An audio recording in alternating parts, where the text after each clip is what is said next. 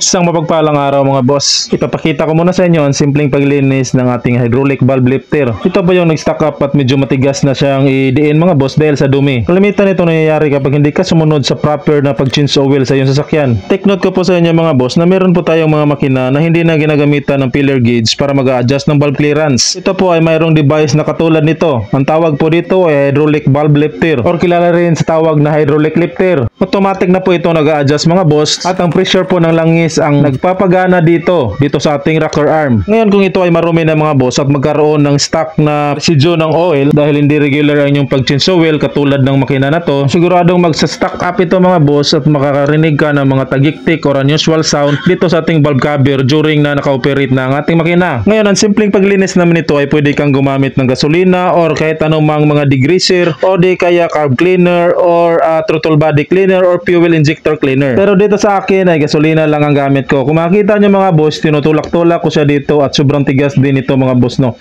So wag mong masyadong diinan ang pagtulak dyan, baka masugatan dyan mga boss no. Meron yang proper na seating. Dapat dito sa kanyang butas mo tutusukin mga boss. So manap ka ng pantusok tapos yan, tusukin mo siya ng ganyan, di ba?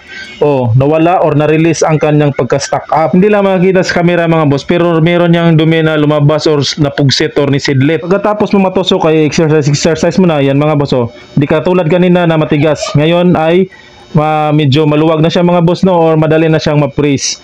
So tusok-tusukin mo lang siya hanggang sa mas lumambot ang kanyang pag-freeze or tension ng kanyang spring. Dito pala sa kanyang butas na tinusok-tusok ko mga boss, ay dito dadaan yung oil na galing sa supply sa ating oil pump dito sa ating makina. Ang oil na papasok dito ang siyang magbibigay ng pressure dito sa ating valve lifter, kung saan itong ating valve lifter na ang magbibigay ng automatic na adjustment na magtutulak doon sa ating mga barbula, mapa-intake man or mapa-exhaust. Kaya no need na nagamitan mo pa ng filler gauge para sa valve clearance niya. Sa unang kabit mo pala nito mga boss, akalain mo na masama ang tunog or may tagiktik siya kasi hindi pa ito agad-agad na magbibigay ng tamang setting sa ating mga barbula mga boss no.